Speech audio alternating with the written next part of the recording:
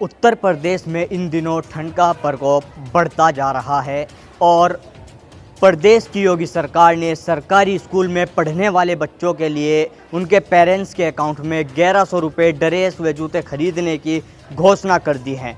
इस समय हम मुजफ्फरनगर के एक प्राइमरी स्कूल में मौजूद हैं और यहाँ पर अभी भी कुछ ऐसे बच्चे हैं जिनके अकाउंट में पैसे नहीं आए हैं और वो अभी भी बिना ड्रेस के सर्दी में बिना जूतों के यहाँ पर आ रहे हैं। हमारे साथ यहाँ पर एक मास्टर जी मौजूद हैं, इनसे बात करते हैं क्या स्थिति प्रदेश सरकार की घोषणा के बाद ड्रेस बच्चों को कितने बच्चों को यहाँ पर मिल पाई है और कितने बच्चों के भी अकाउंट में पैसे नहीं आए हैं। सर, सबसे पहले आपका शुभ नाम है। मेरा नाम इंदुभूषण शर्मा और कंपोजिट विद्यालय न्याजीपुरा, जनपद मुजफ्फरनगर। मास्टर जी कि अभी जो प्रदेश सरकार ने जो घोषणा की है 1100 रुपये बच्चों के पेरेंट्स के अकाउंट में, तो आपके स्कूल में अभी भी देखा गया कुछ बच्चे ऐसे हैं जिनके अकाउंट में भी पैसे नहीं आए हैं और वो सर्दी में बिना ड्रेस के बिना जूतों के यहाँ पे पढ़ने आ रहे हैं।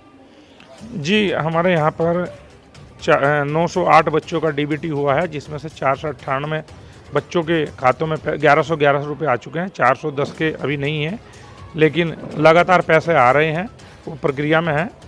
और जहाँ तक ड्रेस की बात है तो गत वर्षों की ड्रेस मैंने बताया कि हमारे पास बच्चों के हैं, इसलिए ज़्यादातर बच्चे ड्रेस में आते हैं, क्योंकि गत वर्षों में उनको ड्रेस भी मिली है, जूता भी मिला है, मोजा भी मिला है। लेकिन हाँ, नई ड्रेस में कुछ बच्चे नहीं आ पा रहे हैं क्योंकि पैसा उनके खातों में भी नहीं पहुँचा है। तो सर, जैसे पहले जो है टीचरों के द्वारा उनको ड्रेस के दी जाती थी स्कूल से ही, और जो मतलब पहले जो तरीका था और अब जो प्रदेश सरकार ने किया है, इसमें कितना अंतर आप मानते हैं और किस तरह का इसमें फ़र्क मानते हैं? देखिए, सही तो ये है कि अब टोटल पैसा अभिभावक पे जा रहा है और वो निश्चित रूप से अपने बच्चे पे उसे खर्च करेगा, बच्चे भी करेंगे, क्वालिटी भी बढ़ी है, स्कीम भी अच्छी है। क्योंकि बीच में जितने माध्यम बन जाते थे उतना ही क्वालिटी में भी फ़र्क आ जाता था, तो इसलिए अब जो बच्चे ड्रेस लेंगे उनकी क्वालिटी भी अच्छी होगी और पैसे का सदुपयोग पहले से कुछ बेहतर होगा। तो पहले के मुकाबले इस बार जो बेहतरी की है, तो कहीं ना कहीं पहले आपने बताया बीच में जो क्वालिटी घट जाती थी, उस समस्या का ये सामना नहीं करना पड़ेगा? नहीं, क्योंकि इस बार जब डायरेक्ट अभिभावकों और बच्चों के खातों में पैसा होता है तो कमीशन खोरी का कोई औचित्य बैठता ही नहीं है और निश्चित रूप से बच्चे सिलाई भी अच्छी कराएंगे, कपड़ा भी अच्छा खरीदेंगे, क्योंकि उनको जब पूरा पैसा उनके पास पहुंच रहा है। तो अभी लगभग कितने बच्चे ऐसे हैं जिनके अकाउंट में पैसे ना आए हों और वो ऐसे ही आ रहे हैं आपके यहाँ? बच्चे जिनके अकाउंट में पैसे नहीं आए, हमारे यहाँ कुल 908 बच्चे हैं, जिसमें से 498 के खातों में पैसा आ चुका है, 410 के में अभी आना शेष है। लेकिन ऐसा नहीं है कि वे 410 जिनका पैसा आना शेष है उनमें से भी अधिकतर बच्चे ड्रेस में ही आ रहे हैं, क्योंकि उनके पास अपनी गत वर्षों की ड्रेस उपलब्ध है जो एसएमसी के द्वारा उनको उपलब्ध कराई गई थी। क्योंकि स्कूल कम खुला है, तो कोरोना काल की वजह से स्कूल कम खुलने की वजह से उनकी वे ड्रेसें गंदी नहीं हुई हैं, फटी नहीं है, तो वे ड्रेस भी सुरक्षित थी, तो उन ड्रेस का भी यूज कर रहे हैं। धीरे धीरे सभी का पैसा आ ही जाएगा। तो सर, एक चीज़ और देखी गई है, कोरोना काल के बाद सरकारी स्कूलों पे जो है पेरेंट्स का एक विश्वास सा बन गया है। पहले सरकारी स्कूल को जिस नज़र से देखा जाता था, कोरोना के बाद सरकारी स्कूलों में बच्चों की संख्या बढ़ती नज़र आ रही है, तो आपके यहाँ क्या स्थिति है इसमें? हमारे यहाँ स्थिति है कि बैठने के लिए इंफ्रास्ट्रक्चर भी कम पड़ गया है, इतने एडिशन हुए हैं। अब आप ये देख लिए 908 संख्या एक सरकारी स्कूल में, जहाँ 2-2 बच्चे 4-4 बच्चों के एडमिशन के लिए टीचर तरसते थे, और अब भी निरंतर एडमिशन जारी रहते हैं। लेकिन इंफ्रास्ट्रक्चर आप देख लीजिए स्कूल का, हमारा स्कूल का ही देखें, सारी बेहतर व्यवस्था हो चुकी, पूरा टाइल हो चुका, विद्युतीकरण हो चुका है, वाटर कूलर यहाँ पे हैं, अच्छी मिड डे मील की व्यवस्था है, पूरा फर्नीचर है, और निश्चित रूप से बच्चों की संख्या भी बढ़ रही है और एजुकेशन क्वालिटी भी बढ़ी है। हमारे टीचर्स ने भी अपने आप को बहुत कोरोना काल में समय के अनुसार अपडेट किया है। ऑनलाइन क्लासेज अब भी चलती हैं, ऑनलाइन क्लासेज का अच्छा प्रयोग रहा। ज़्यादातर बच्चों के अभिभावक भी एंड्रॉयड फ़ोन बच्चों को बेहतर शिक्षा के लिए खरीद चुके हैं। तो निश्चित रूप से कोरोना काल के बाद जो हमारी ऑनलाइन शिक्षा थी उसमें बहुत ही इजाफा हुआ है और जिसके परिणाम भी सकारात्मक आ रहे हैं। अच्छा, कुछ जगहों पे इस तरह की समस्याएं भी देखी गई हैं कि टीचरों की भी कमी महसूस हो रही है उन स्कूलों में और बच्चों की संख्या लगातार बढ़ रही है। कुछ ऐसे भी बच्चे हमें मिले कि वो घर से पढ़ाई करने के लिए स्कूल में आ रहे हैं और वापस जा रहे हैं। उनसे कारण पूछा गया वापस जाने का, तो उन्होंने बोला कि मैडम ने बोला आप कल आ जाना, आज जगह नहीं रही है। तो क्या इस तरह की समस्या आपके यहाँ पे भी है? नहीं, हमारे यहाँ इस तरह की समस्या तो नहीं है, लेकिन ये ज़रूर है कि हमारे स्कूल पर लोड काफ़ी है। कमरे अभी थोड़ा कम है, सरकार से मांग की है, कमरे आ जाएंगे, बन जाएंगे, क्योंकि जो एडमिशन ज़्यादातर आ रहे हैं तो उस हिसाब से हमें थोड़ी अभी रूम्स की ज़रूरत है। तो एक क्लास में कितने बच्चे यहाँ पे हैं?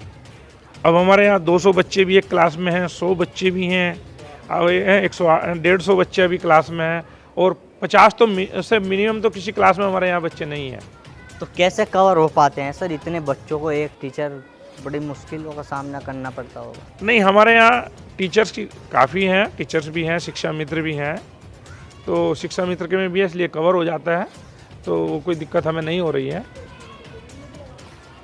हमने फिर छोटे सेक्शंस बनाए हैं, उसमें पीरियड लगाए हैं, पीरियड वाइज बच्चों को हम शिक्षा देते हैं, और जो सेम सिलेबस के बच्चे हैं उनको एक साथ भी टीचिंग करते हैं। सर, हमारे माध्यम से जो लोग अभी भी सरकारी स्कूलों के कार्यकाल पर जो सवाल खड़े करते हैं, सवाल उठाते हैं, उनके लिए क्या मैसेज देना चाहोगे? हम ये कहना चाहते हैं, आप सरकारी विद्यालय में हैं, यहाँ का आप कवरेज कीजिए, हमारी क्लासेज कवरेज कीजिए, हमारा वातावरण चेक कीजिए, हमारी पढ़ाई चेक कीजिए, और एक प्राइवेट स्कूल भी इसी गांव का कोई आप चेक कीजिए, उसको भी देखिए, आपको खुद ही नज़र आ जाएगा कि निश्चित रूप से आज सरकारी स्कूल प्राइवेट स्कूल से कितनी बेहतर स्थिति में है, चाहे वो इंफ्रास्ट्रक्चर के माध्यम से हो और टीचिंग के माध्यम से। तो निश्चित है ही कि हमारे यहाँ हर एक टीचर हाईली क्वालिफाइड और ट्रेंड होता है, और आपको भी पता है टीचर बनने की प्रक्रिया कितनी कंप्लीट है, कितने दौर से गुजरकर वो टीचर बनता है। निश्चित रूप से हमारे स्कूलों में अब शिक्षा की गुणवत्ता बहुत बढ़ी है, और हम सबसे आग्रह करेंगे कि आप सरकारी स्कूलों की तरफ बढ़ें। इसी का कारण है कि आज मेरे विद्यालय में 908 बच्चे एक सरकारी स्कूल में मायने रखते हैं, और निश्चित रूप से हमें उम्मीद है कि निकट भविष्य में ये संख्या हमारी 1000 से ऊपर जाएगी। कुछ प्राइवेट स्कूलों ने कोरोना काल के दौरान जो स्कूल बंद रहे हैं उसके बावजूद भी पेरेंट्स से पैसे लिए हैं, उनका जो एक तरीके से कहा जा सकता है शोषण किया गया है, उनके लिए आप क्या कहना चाहोगे? उनको हम ये संदेश देना चाहते हैं कि इंसानियत के नाते भी, और ये बिल्कुल गलत है, जिस काम को हमने काम किया ही नहीं उस काम का हमको पैसा नहीं लेंगे। प्राइवेट स्कूल भी बच्चों को पढ़ाने का पैसा लेते हैं, जब उनकी पढ़ाई नहीं हो पाई उनके माध्यम से, तो उनका पैसा लेना गलत है।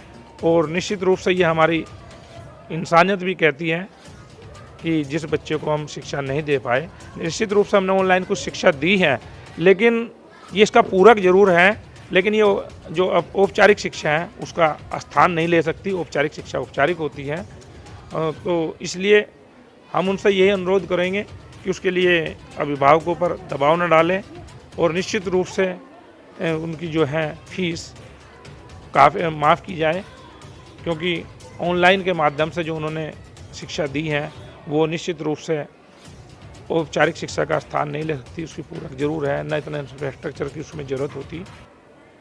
तो ये थे हमारे साथ में नियाजीपुरे के स्कूल के मास्टर जी जो जानकारी दे रहे थे, जो से उन बच्चों ने क्या बताया ड्रेस न पहनने का कारण, उनकी हम आपको बात सुनवाते हैं क्या कुछ वो बच्चे बता रहे हैं। आप बने रहे हमारे साथ, मैं अपने सहयोगी यश चौधरी के साथ, Tanveer Malik, India plus news, Muzaffarnagar. बेटा क्या नाम है आपका? मोनिश। मोनिश, कहाँ पे पढ़ाई करते हो, कहाँ पे रहते हो? मैं नियाजीपुरा में रहता हूँ, सरकारी स्कूल में पढ़ता हूँ। आज ड्रेस पहन के नहीं आए आप, क्या कारण है? मेरे बैंक में पैसे नहीं आए और मैंने अपनी तरफ से ड्रेस सिलवाई और टेलर को सिलने दे रखी है, और अभी मैनू कह रहे हैं कल को ले जाइयो। तो आपके स्कूल में क्या क्या सुविधाएं आपको मिलती है?